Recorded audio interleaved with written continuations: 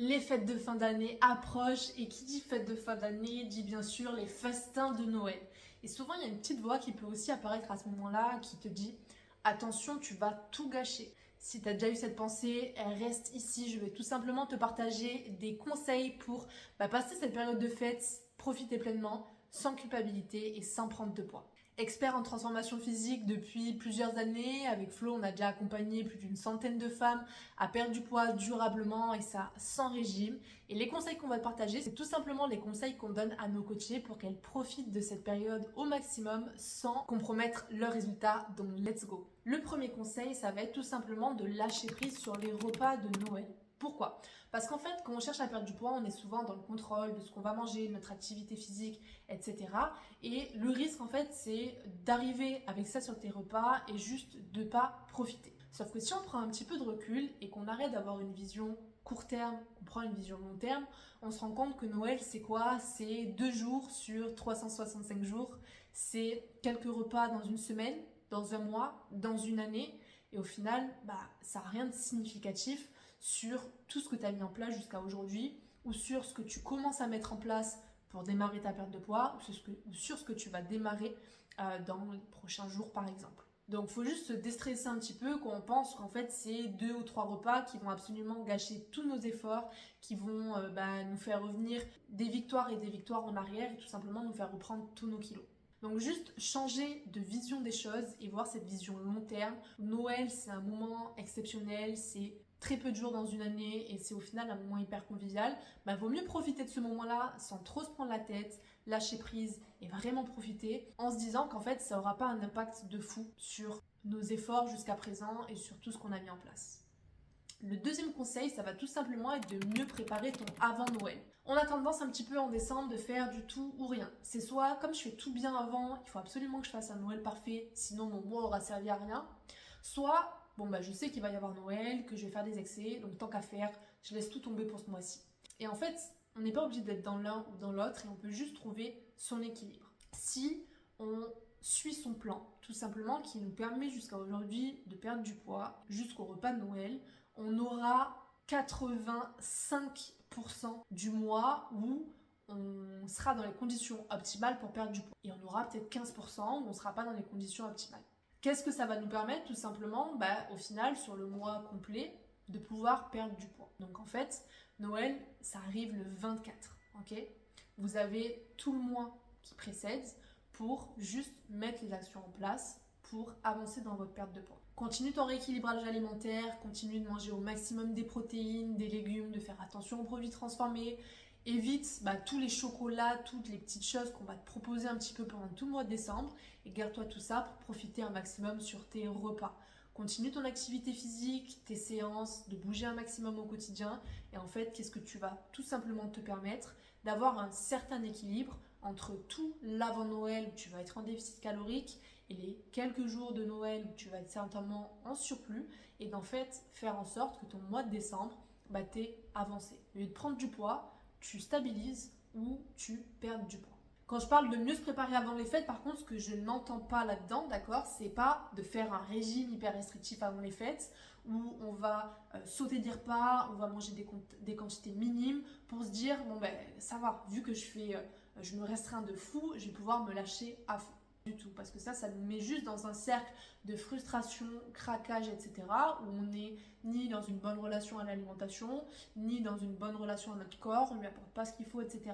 Donc, ensuite, le conseil numéro 3, c'est juste de faire des choix intelligents pendant le repas. Alors, les repas de Noël, on sait, c'est un festin énorme. Il y a 10 millions de choses à l'apéro, 10 millions d'alcool, 10 millions de plats différents, 10 millions de desserts, de chocolat, de ci, de ça, et on ne sait plus où donner de la tête. La première chose à faire, c'est toujours de se dire de quoi j'ai réellement envie.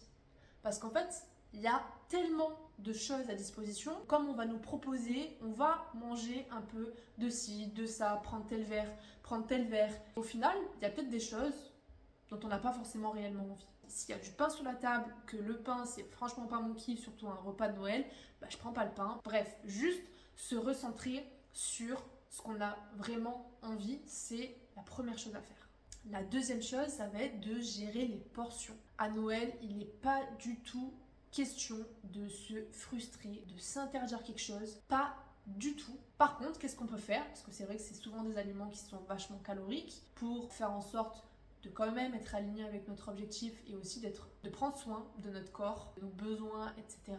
C'est tout simplement de manger tout ce qu'on a envie et dans des petites quantités. Les choses sur lesquelles on peut miser, ok, pour bien nourrir son corps, avancer vers son objectif, etc. C'est une bonne quantité de protéines, fruits de mer, les crevettes, les oursins, les huîtres, etc. Mais aussi le plat avec par exemple de la dinde et les légumes. Et ensuite, toutes les autres petites choses où tu sais que c'est des choses qui sont vachement caloriques, si tu en as réellement envie, bah juste gère tes portions. Et ça te permet juste de rester, si tu as envie, bien sûr, de le faire, plus en accord avec ton objectif. Ce qui peut aussi t'aider, si tu as envie de le faire, c'est tout simplement de prendre une assiette et de la remplir de toutes les choses que tu as envie de manger. On a souvent tendance un petit peu à piter à l'apéro, l'entrée, le plat, etc. et pas vraiment se rendre compte en fait de ce qu'on ingurgite. Et ça peut juste t'aider à prendre conscience de ce que tu vas manger, à voir aussi que tu vas avoir une belle quantité. Et tout ça, ça va vraiment t'aider à apprécier le moment et à manger les choses dans des quantités, on va dire, raisonnables. Et la dernière petite chose, modérer l'alcool. L'alcool, ça t'apporte absolument rien à part des calories vides, ok? Mais par contre, c'est vrai que c'est plutôt sympa dans des moments conviviaux comme ça. Ce qui se passe en général à Noël, c'est qu'on va prendre des verres pour l'apéro, des verres pendant le repas, des verres pendant le dessert, etc. On ne s'en rend pas forcément compte. Et en plus, on a tonton Gilbert qui va nous servir, qui va nous faire goûter ci, qui va nous faire goûter ça. Et au final, ça va être des choses qui vont s'accumuler, qui vont absolument pas nous nourrir, pas nous apporter des bonnes choses pour notre corps, et qui vont faire monter le total de calories d'une manière assez importante. Et donc c'est quelque chose sur lequel on peut avoir facilement en fait la main dessus, se dire concrètement de quoi j'ai envie, ok, de combien de verres j'ai envie, ok, et faire en sorte de s'y tenir. Les petites astuces assez simples pour éviter ce surplus d'alcool qu'on a souvent au repas de Noël, c'est de vraiment toujours penser à avoir un verre d'eau, parce que parfois on a soif, on va prendre de l'alcool, sauf que ça va même pas nous hydrater. Donc vraiment toujours avoir son verre d'eau aussi. Pourquoi pas, si pour toi c'est un petit peu restrictif, de limiter ton nombre de verres par rapport au reste de ta famille qui vont beaucoup s'en servir, à chaque fois que quelqu'un se sert un grand verre, toi te servir un demi-verre. Comme ça tu vas assez facilement réduire ton nombre total de calories sur ces boissons-là. Bref, sois juste consciente et ça rejoint un petit peu le vois ce dont tu as réellement envie de tout à l'heure. Et c'est la même chose pour l'alimentation, pour la nourriture, que pour l'alcool et les autres boissons d'ailleurs. C'est pas forcément l'alcool, ça peut être les jus, etc. Le conseil numéro 4, c'est juste de respecter ton corps et donc de manger sans excès. On l'a déjà tous vécu, hein. On va à un repas de Noël, on s'explose le ventre, on mange des quantités astronomiques et en fait après derrière on se sent archi mal au ventre, indigestion, on n'arrive pas à dormir, etc. Et là en fait on s'est juste pas respecté et au final un moment trop cool, au lieu de profiter, de déguster, etc. on finit par être dans un cercle négatif où on se sent pas forcément super bien. Et ça on va essayer de l'éviter. Et pour l'éviter, on peut faire deux choses assez simples. La première chose, ça va être déjà de prendre son temps, de se poser, de manger tranquillement, d'apprécier ce qu'on est en train de manger, de juste se régaler et de se rendre compte aussi de toutes les saveurs parce qu'on a tendance à ingurgiter. Donc juste prends le temps, profite un maximum de cette expérience culinaire parce qu'à Noël, il y a quand même pas mal de bonnes choses. Qu'est-ce que ça va te permettre? Que le tout étant de descendre plus tranquillement et de pouvoir ensuite te rendre compte un petit peu de ta satiété et essayer d'écouter tes signaux de satiété pour tout simplement savoir où tu en es et respecter ton corps pour éviter l'excès. Imaginons que tu es en plein plat et tu te rends compte en fait, en prenant le temps et en écoutant tes sensations, que tu es plus faim. Si tu sais que derrière il y a encore le fromage et les desserts et que tu as trop envie de la bûche de Noël qui arrive, peut-être arrête-toi là et attends tranquillement pour ta bûche. Bref, essaye de te sonder tout simplement pour éviter d'arriver en fin de repas et de pas te sentir bien, c'est pas le but. Profite un maximum mais juste écoute-toi. Le conseil numéro 5, ça va être de bouger même pendant les fêtes. Le but, c'est pas de faire une énorme séance de sport, d'aller à la salle, etc. mais juste de rester active. Le sport, ça va être ton allié pour équilibrer un petit peu avec les repas, mais aussi pour digérer et aussi pour garder une bonne énergie. Bref, juste prendre soin de toi et de ta santé. Donc je te parle pas forcément d'aller faire ta séance de sport à la salle ou un truc qui dure 1 heure, mais juste de rester active, d'être en mouvement, de bouger. Ça peut être faire quelques exercices le matin, quand tu as le réveillon le 24 au soir. Ça peut être pendant ces moments-là où on reste à table pendant 1000 ans, tout simplement proposer à ta famille d'aller faire une balade tous ensemble, de danser, mettre de la musique et danser tous ensemble, de faire des jeux, de proposer à tes petits cousins de jouer au foot, etc., etc. Juste rester active, ça va changer les choses. Et le conseil numéro 6 va concerner tout ce qui va se passer après Noël et comment retrouver ton équilibre. La première chose, c'est surtout de laisser la balance au placard. T'as pas besoin de te peser, d'accord, les jours après les repas de Noël, parce que le chiffre, il va absolument pas représenter le bonheur que tu as eu, les moments de partage que tu as passés, ton bien-être mental, comment tu t'es régalé, et il va pas représenter non plus le gras que tu as pris ou que tu as perdu. Par contre, ce qui risque de se passer, c'est que le chiffre, il va augmenter parce que les repas sont copieux, donc on a encore beaucoup de choses dans l'estomac. On a aussi mangé plus gras, plus sucré, plus salé, plus d'alcool, etc. Ça joue sur tout simplement le poids qui s'affiche parce qu'on peut faire de la rétention d'eau, on peut avoir une inflammation, etc. Bref, laisse ta balance au placard, t'en as pas besoin. Tu la reprendras en janvier quand tu auras juste repris ta routine.